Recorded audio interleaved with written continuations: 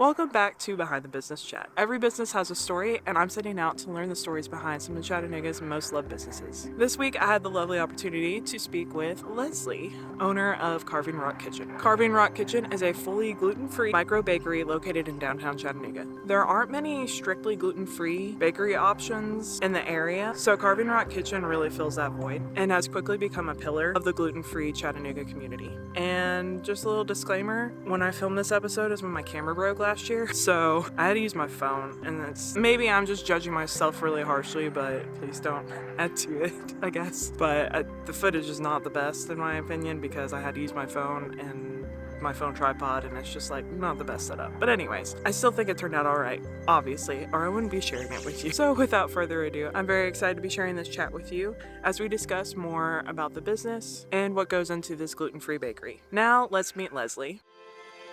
I'm Leslie Lewis, and I'm the owner of Carving Rock Kitchen in downtown Chattanooga, Tennessee. Carving Rock Kitchen is a gluten-free bakery, which was inspired by your own wheat allergy. Yes. Do you care to share the story behind that? Yeah, absolutely. So we found out after the birth of one of my kids, we were trying to kind of figure out what was going on digestively with him, and ended up doing some tests and discovering that over the years we discovered we all had a genetic mutation that made us allergic to wheat and gluten, celiac, and all that, some other things too. But so we just started going strictly gluten-free, our whole family, because I did most of the cooking. So I'd all do it together anyway. And like I said, along the years, we determined we all needed to anyway. But because celiac disease can be genetic, if you didn't know that, or any of your listeners didn't, if you have family members with celiac, you should get tested. So I just started learning how to make things at home because they weren't really available. I mean, some of them were available in stores, but not really that always great quality. And part of that is just because the things that you have to use to replace the gluten make it where it doesn't do as well on shelf stable or even frozen. It still changes the texture a little bit. We do sell our things frozen and they still do well, but there's just all kinds of little caveats with gluten-free baking that make it harder to mass produce. So there was that. And then we did end up having, actually around the same time, a dedicated gluten-free place opened where we were living then in Huntsville, Alabama. And so that was really great for us. And so moving here a few years ago, we didn't really think to look. I was just like, there was a place where we were. I'm sure there's a place there. It's bigger. And gluten-free's gotten more popular too. I feel like there's a lot more options now than there were, say, 10 years ago. Yeah, exactly. More people have determined that that's their issues instead of it being irritable bowel syndrome or whatever. There's been a lot more clarity in the diagnoses and things like that. It's definitely become more popular, more widespread, available, which is great. But when we first moved here, there wasn't a dedicated gluten-free place here at all. And for people who are very sensitive, you can find gluten-free options at some restaurants, but a lot of times they're not well informed or not, well trained as to how to handle that. And I mean, a lot of things you just can't find because any bakery who is throwing flour around knows, it's very difficult to try to keep things from being cross-contaminated, especially in a bakery setting. Thankfully, there were a few gluten-free bakers who were doing cottage baking at markets when we first moved here. So we got things from them, and I actually ended up, kind of collaborating with all of them, working with them. They have all become friends. But yeah, there wasn't a brick and mortar that was dedicated gluten-free. So yeah, I ended up doing it. So what kind of started your journey because I was reading your story on your website, and you said you started doing it at home because of necessity, for your own health and your family and everybody. But then your friends and family kind of encouraged you to start selling at markets. How did that kind of evolve into where we are today? Well, when we moved here, like I said, we were kind of surprised that there wasn't a dedicated gluten-free place, just as we had thought Huntsville being a smaller town had one, so we just assumed there would be one here. So I was kind of surprised, and then I was talking about that with some new friends we had met here, and I have people over to eat, or I did before I opened this, but I was, I love having people over to eat in our home, and so they weren't gluten-free, and then they were eating our food, and they were like, this is gluten-free, you should do it, you should, and I'm like, well, okay, maybe.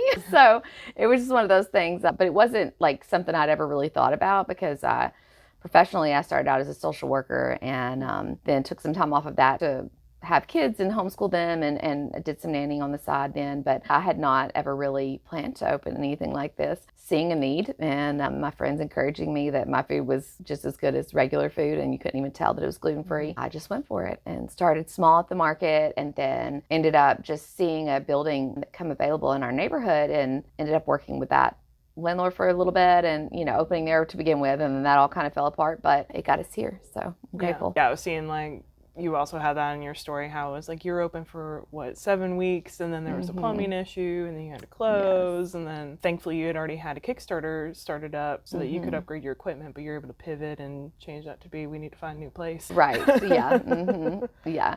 Yeah. We were already trying to start or thinking of starting a Kickstarter to try to, upgrade equipment because again, I had only sold in markets for 3 months, I think, about 3 months before I ended up looking into this building and then partnering with another one of the gluten-free bakers, the cottage baker, Shanna Hickens from the Snacking Hour. Shanna and I partnered together to begin with so we could kind of just rally together the gluten-free community and help crowdfund this thing. So yeah, we didn't have some big, restaurant investment situation going on or a big small business loan because those are very difficult to get with restaurant and food businesses because they're so likely to fail within the first year. So yeah, we didn't have any of that. So we just started small and tried to grow small. And then, yeah, our community helped us out. And then a lot of things have changed since then. And we're so grateful for everyone who helped us out in the beginning to get where we are now. The community has also been super grateful. Sounds like a lot of fast movement. If you went from baking at home for just friends and family to markets for only 3 months and then moving into a shop, which is totally different, like you said, doing markets versus doing something like this, completely different. Yes, it is a lot different. It was very fast. Yeah, it's been a journey for sure. How long have you been at this location? So we opened here for the first time in at the end of April in 2024. Yeah, which I've been following you on Instagram like since your first location, but then I never stopped by. I didn't stop by until like later, towards the end of last year was the first time I stopped in. You told me the other day that you were upgrading your oven. Is there anything else that you've been upgrading, that you've gotten upgraded recently, and like what's on the horizon on that you're willing to share? Yeah, sure. Yes, we did add a second oven, which was very nice and allows us to do a lot more in a short time because our businesses just kept increasing and increasing. At one point, we were selling out in a couple hours, then I was able to hire some more staff and up production to another point, and then we got a whole lot more influx of customers just from things like this, or people sharing reels and tourists and things like that. And with that, we were like, okay, now we need more equipment and in order to up that production even more. And so yes, we did on a second oven and expand our kitchen into what used to be our kids' room, which is a little sad to lose that, but we did put a little kids' corner over there for them because we still want them to feel welcome. But we did need the real estate for a kitchen. I'm looking at other things we can add on. We may add on DoorDash soon. We've had a lot of requests for that, and I'm going to try to get out some new recipes. Croissants is probably next on my list. So I have worked on those some, but I'm still very protective of my time because I am a mom to 3 kids, and we do still homeschool and all of that. Like, I try to make it very clear to everyone on our page and our website, we aren't a typical bakery or a typical business because we do have limited hours and limited days, but we know we are unique in that this isn't being done anywhere else. So, obviously in this town anyway or surrounding areas, we are able to be a little bit outside the box and still have a successful business. Croissants are challenging from what I understand, is it not? Yes, it is. And I could have gotten farther, but stubborn me is trying to do them dairy free as well as because I am dairy free as well. So that's another thing that thing that I found with gluten-free. Even when sometimes you can find gluten-free options at a place,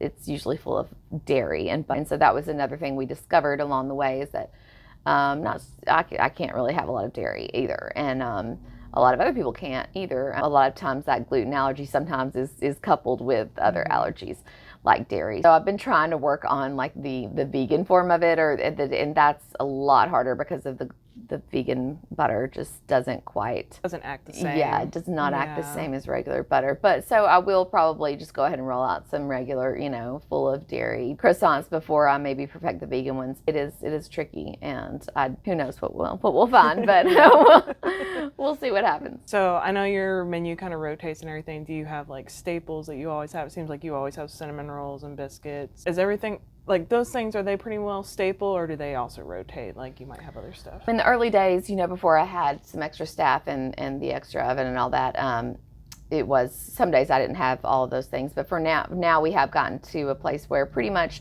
our staple items are our buttermilk biscuits, our vegan biscuits, our cinnamon rolls, and then our pretzels usually come out midday just because they're yeasted and they take longer proof, and some of our yeasty things, there's just certain ways we have to do them, and all of that, which I'm trying to get them out a little bit earlier now with the extra oven. But yeah, mainly the biscuits and the cinnamon rolls are kind of our staples, so you can build your own biscuit. And we have lots of different toppings, including like gravy, which is sometimes hard to find gluten-free and dairy-free too, even if you happen to find a biscuit like at a market or something. Finding gluten-free, dairy-free gravy is difficult, and that is a staple, breakfast in the South, biscuits and gravy. We try to keep those as staples just because I know people looking up stuff online, coming from out of town, those are the things that they're looking for, which we still sell out of those some days because we just can't always predict, and we are small batch, and the things, I can't just whip out some more cinnamon rolls in 30 minutes like I can do that with biscuits. So we'll make more of those throughout the day a lot of times, but cinnamon rolls, when they're gone a lot of times. I do try to keep a stock of take and bakes with those so that if people do miss out getting the fresh ones, they can still grab a take and bake, but even those go quickly some days. So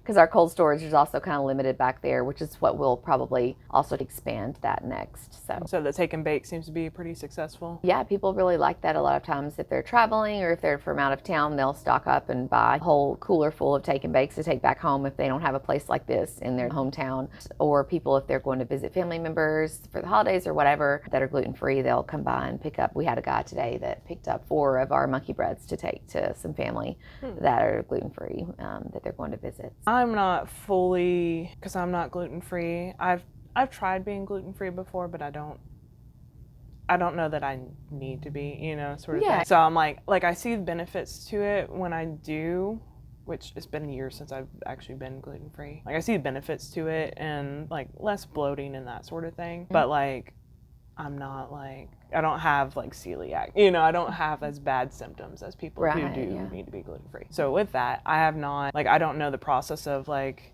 you said, if you go to a regular restaurant, say a pizza restaurant, because a lot of pizza restaurants offer, gluten-free crust as an option, but they also have regular crust, and they always have that disclaimer, we have gluten-free, but when it's made in-house, we can't guarantee that it's 100% gluten-free because, like you said, the flour flying around and everything and cross-contamination. So what is the process between, like, say, regular making stuff in a bakery versus a gluten-free bakery? Like, what extra precautions do you have to do? Which I guess you probably don't have as much trouble here since you're not going to have cross-contamination because you don't have regular gluten stuff. But, like, what extra steps are involved that most people don't think about or know? Well, in a shared space, it would be a lot of, like, how are ingredients stored? Because even the places who take great care, like Melon Mushroom, does take great care to change gloves and have a separate space. But I know I've even gotten gluten there before one time because sometimes it just depends. I think they may have changed this since then, but like, if you have ingredients sort of above other ingredients and somebody accidentally drops a crouton in another thing and they don't think about it, because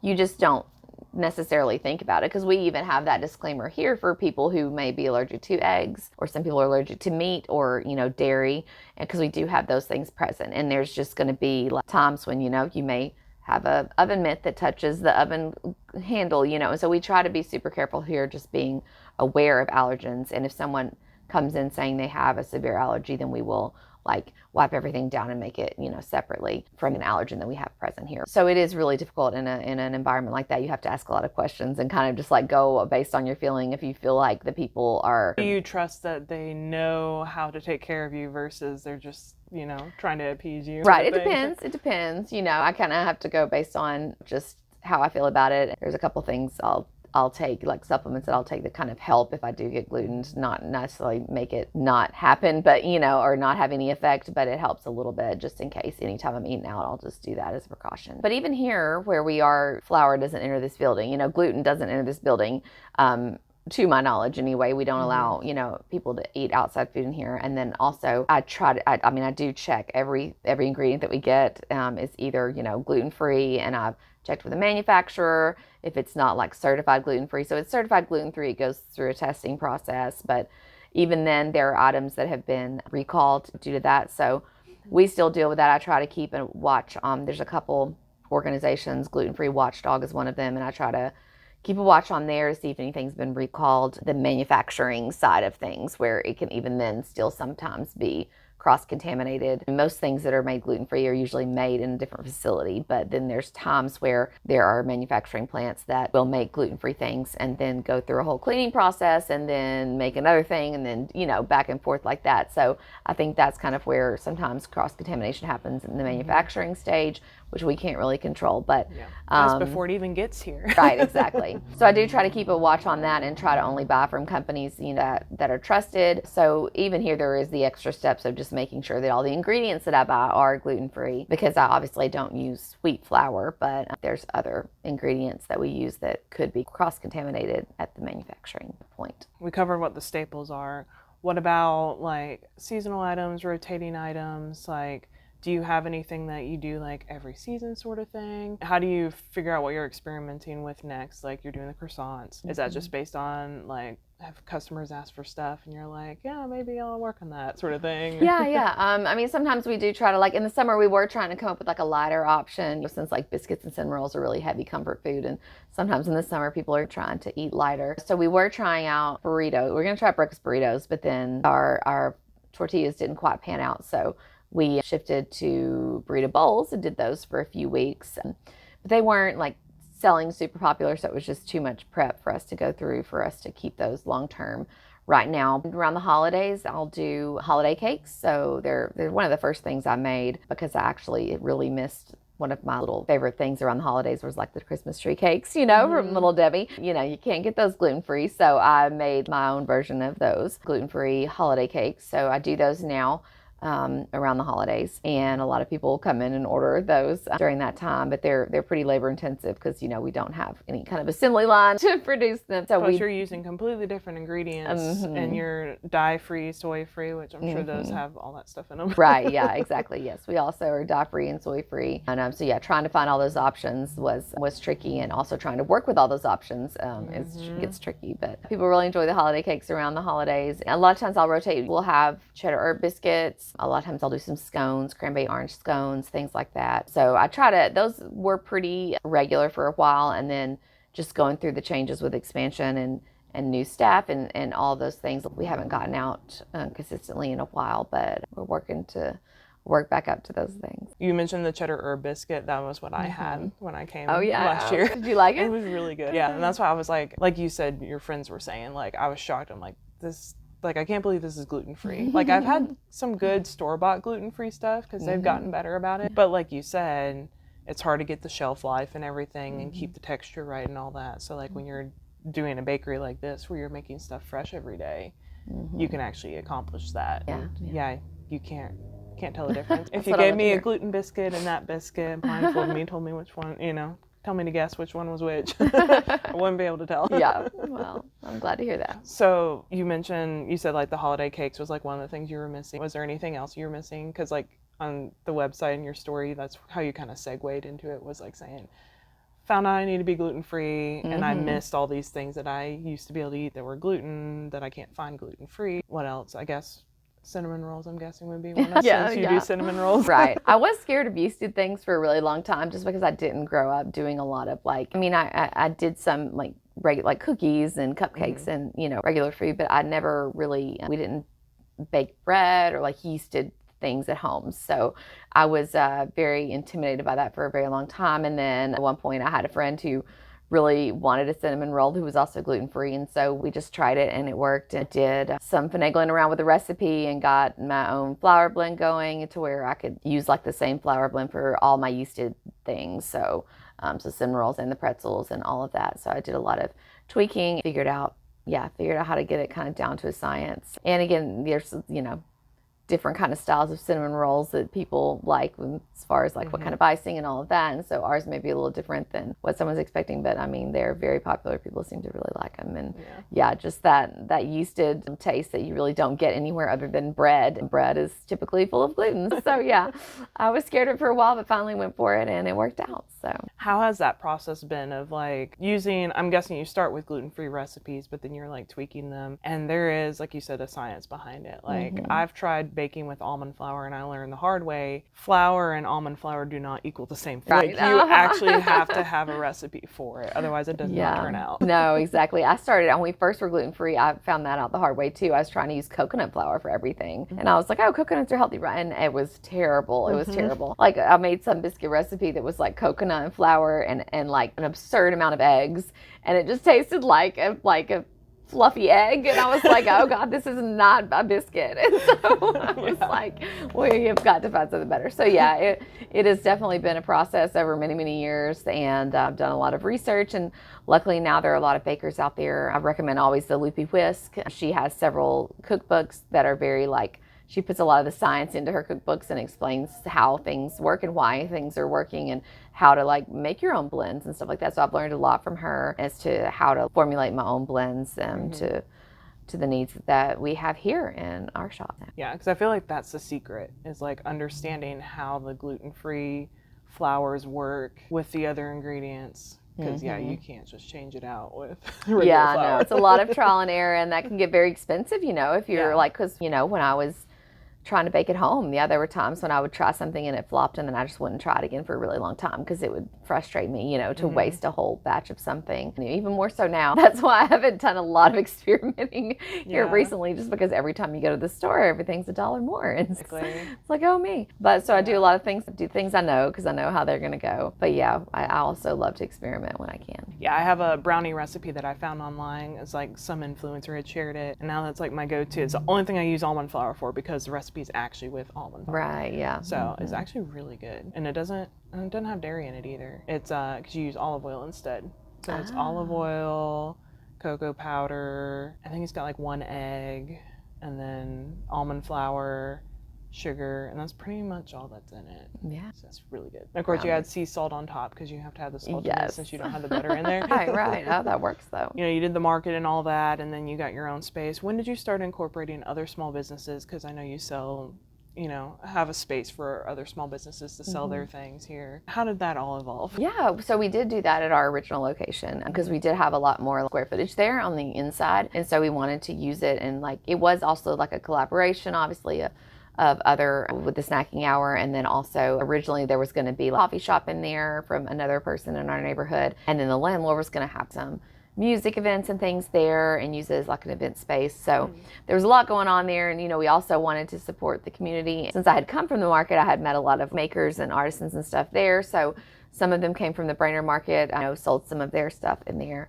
the soaps and things like that, and then also just wanting to support the other gluten-free bakers that were doing things at market. So we had when the Good Food Bakery was around, she has taken a hiatus, but she was making mug cakes, and we sold those there. I was so grateful to the way the small business community had welcomed me, and the Be Caffeinated guys had supported me to begin with. I took some of their classes, and they were just a great help and support system in getting started and really encouraging. And so just wanted to do the same to other people. We decided to make space for that here as well, even though it is smaller, but it gives people something to browse around while they're waiting on their food, and then just people who may not be able to get out to the markets all the time but have little things to sell, and other places, but getting less space. Like antique mall or whatever. Right, those kind of things can be really expensive. Yeah, because even if you don't make sales, you still have to pay a monthly rent fee, basically. Right. So this is more kind of like on consignment that people sell, and so we don't charge them a monthly rent. But we do have, we have a very limited space, and so we are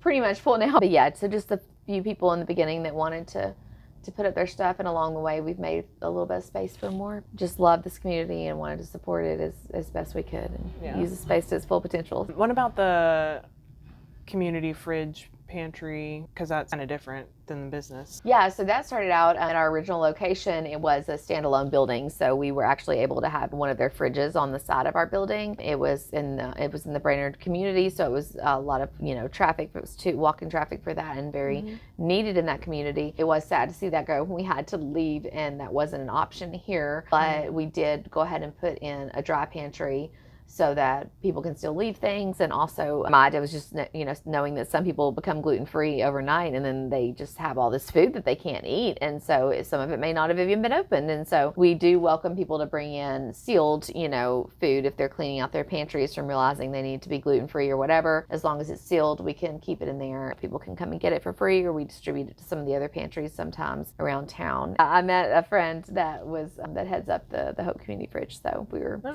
partnered together to begin with at the other location and did what we could with it here. I was going to ask you the story behind the name, because like originally I was just like Carving Rock Kitchen, that's kind of random because I didn't have any information about it. And then looking at the website, I'm like, okay, I kind of understand, but I wanted to hear from you what the story is behind that. I mean, it is a little off the wall. It's because it started out, I actually had named it before, when I was selling at markets, I was Leo's Specialty Kitchen for a minute. Leo's just one of my many nicknames from having a long name. Leslie O'Neill is my actual first name. And so it's gotten shortened over the years to many things. So I went with Leo's Specialty Kitchen, but turns out there was a Leo's Italian Kitchen in the Northgate Mall, and someone thought we were them and left us a 1-star review. Like our first review ever, on Google was 1 star because we left out their meatballs. There was no meatballs in the noodles, and I was like, we don't make meatballs. And I tried to get Google to take it down because I was like, it's clear that this is for a different place, and they their bots, I guess, could not figure it out. It wasn't clear to them. No, not clear to them. So they were like, this doesn't, and I'm like, but it's not for me. That paired with when I decided to partner with other people, and just like I just didn't want it, I didn't want my name in it really, because I don't feel like it's about me, it's about the community. So then trying to come up with something else was just very nerve-wracking, something that is available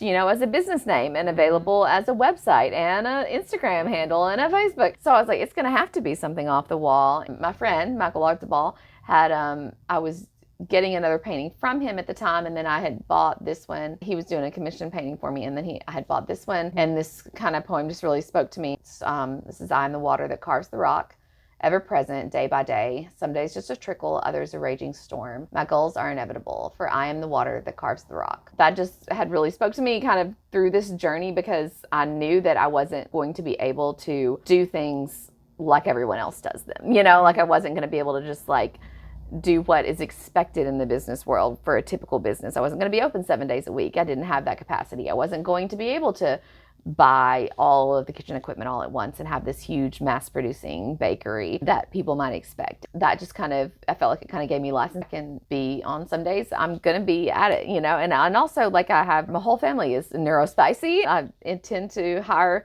neurodivergent individuals too to work with us, because then we understand each other. Anyone who struggles with that or is neurodivergent understands that some days, you're on it, and then some days you might not be. And so that's why I've never really, I hate it when we do, towards the beginning, it was more so when I didn't have as much of a staff, and if I was just not able to make it that day or not able to push through that day, we would have to close sometimes unexpectedly. And I knew that was going to be the case, and so I would just kind of like, to me, it had a lot of meaning. I knew it probably wouldn't to most other people, but it was like, and also there was kind of a double meaning of carving rock is typically not an easy thing, and so it's like, and it felt like it was hard, and it's hard to find places that are gluten-free. And so, just like tried to carve a little spot out in, in the rock for the gluten-free folks. And that's good. That makes sense. It's a testament of, is really the story summed up in the name, the story of the business, really. Yeah, kind of. I get a little too symbolic sometimes, and people are like, what? And I'm like, it makes sense to me. Don't worry about it. It's really deep. And that's when people check out. But it wasn't taken on Google, so I was like, okay, here we go. That's the most important thing. Hey, at least it's English words. It's words people can spell. That's another big thing, because I see that a lot too, where I'm like, I don't know that I would have chosen that name. Right. I did try to get too creative sometimes, because I was like looking up, like the Latin word for this and all of that. But then I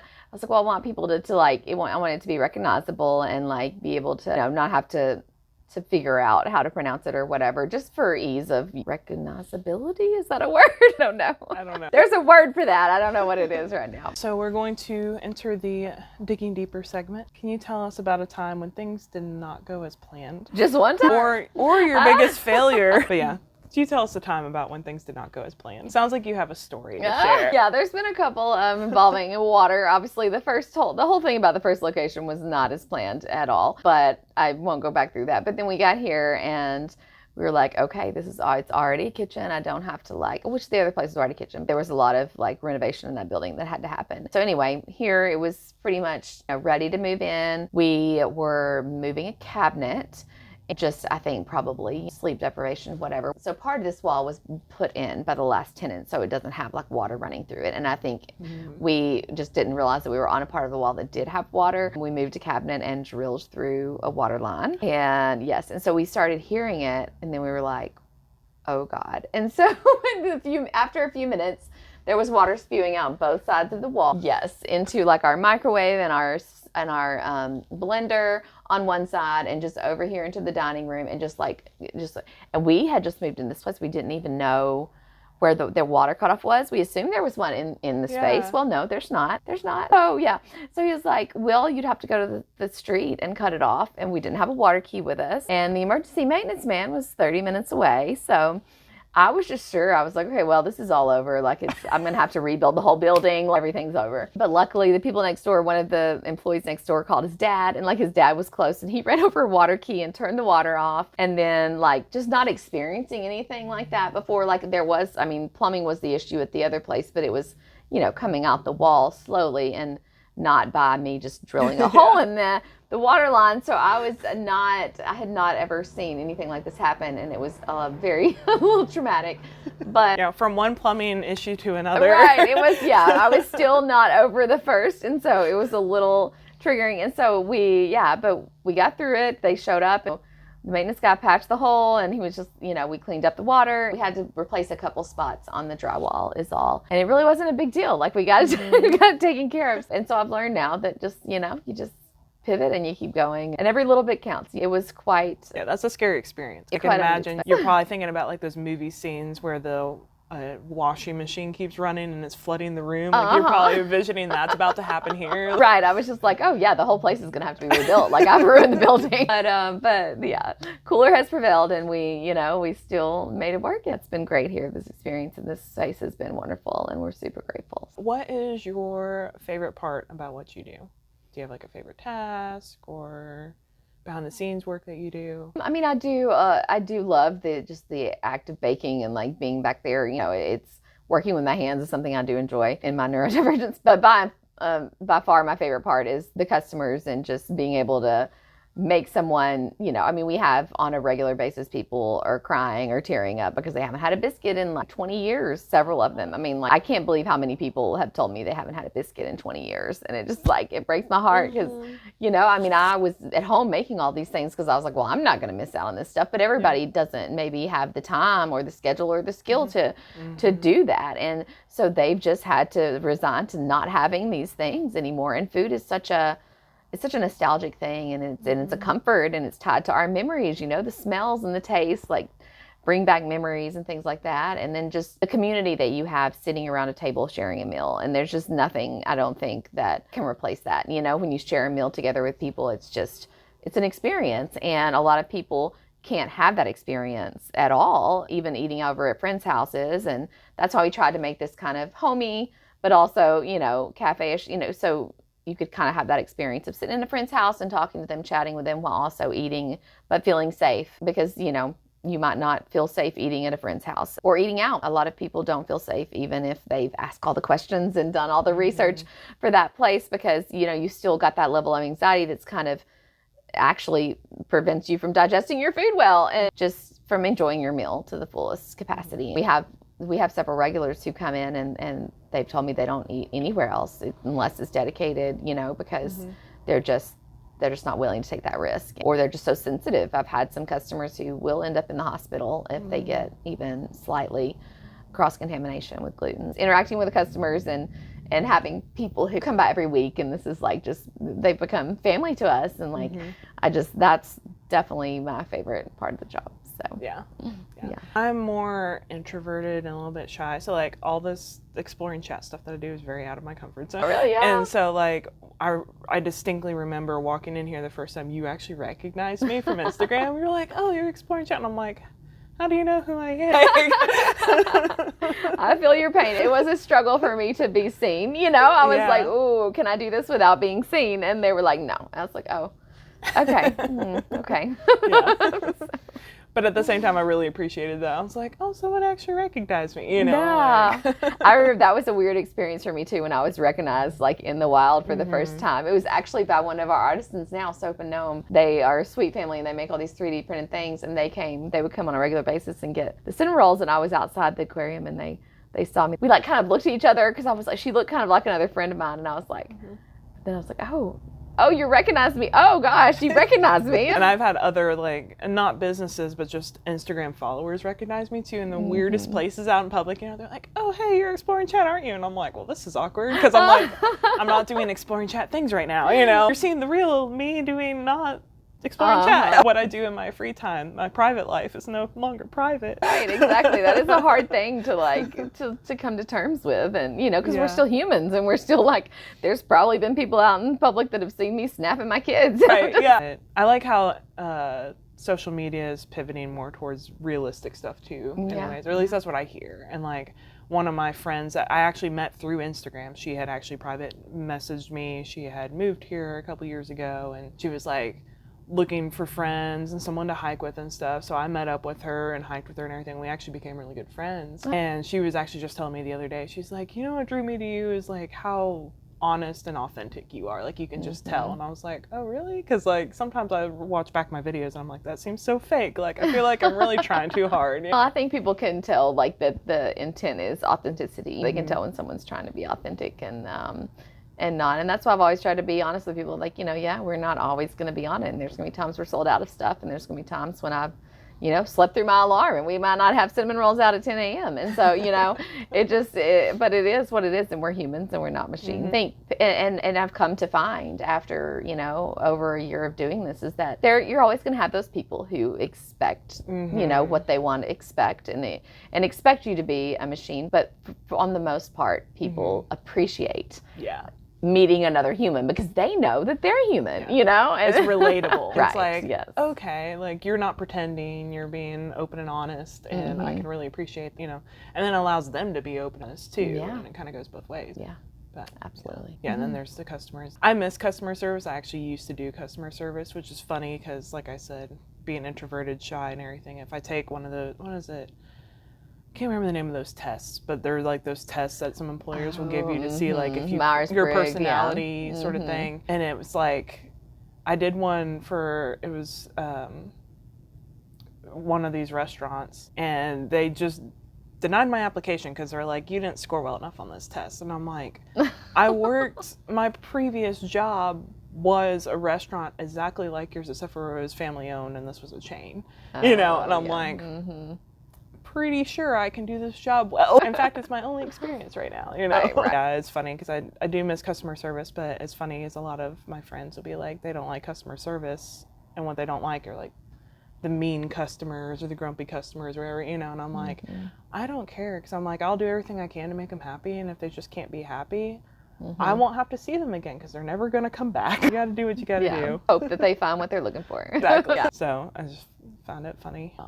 Kind of along the lines of what you're saying, like people have expectations and stuff. Some people are not so gracious, but like you said, a majority of people are very understanding and very gracious. Yeah, that's been our experience anyway here. And then also, like you said previously about other Chattanooga businesses being supportive as well and stuff. And that's part of also why I like doing this podcast, because it's like every single person I talk to, that's pretty much their story. Is like, yeah, this business over here helped me do this and helped me do that. And like, you know, the restaurant scene, the, you know, artisan scene, like whatever, like each little community is like very supportive and like not super competitive against each other and that sort of thing. So. Yeah. I mean, I only found this space because of a chance meeting with Antonio Tate, who does Cha-Cha Masala Chai and Party Bites.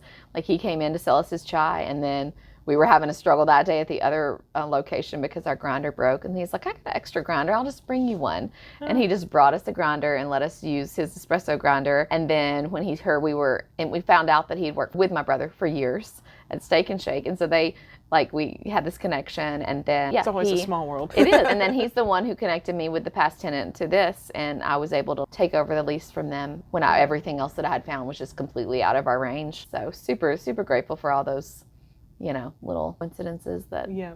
may not be so coincidental. But is there anything else you want to add? I feel like we covered everything, but I don't know if there's anything else you want to add, anything upcoming. Yeah, hopefully, yeah, by the time this airs, we've also talked about bringing back some like dinner events. Probably they'll be ticketed just because we have limited seating and things like that. I'd done a couple of those when we first started out. Like I said, there's just been so many changes with my partners and the staff and everything, and just everything from the beginning, that we had to pivot on some of those things. But I've always wanted to bring back, kind of like event style dinners where we can explore different types of foods, maybe like cultural foods, or just like we talked about having like a late night pancake night, because you can't have that Waffle House experience, as a gluten-free person. So, which we do have breakfast food obviously, but like that late night breakfast kind of experience. So we hopefully will be bringing back some of those in the near future and doing that now that I have some more staff. That'll be fun. All right, that concludes this episode of Behind the Business Chat. Be sure to check out the info below for more links, resources, anything that is related to this episode. And if you're able to like, comment, review this episode, I would really appreciate it. I would love to know what you think. And maybe share it with a friend that you think would enjoy it. Also, don't forget to subscribe so you never miss an episode. And comment, send me an Instagram DM, an email, anything. Just get in touch if you have any additional feedback about the show, or is there a local Chattanooga business that you would like to see on the show. Thanks for watching or listening, and I will chat again with you soon.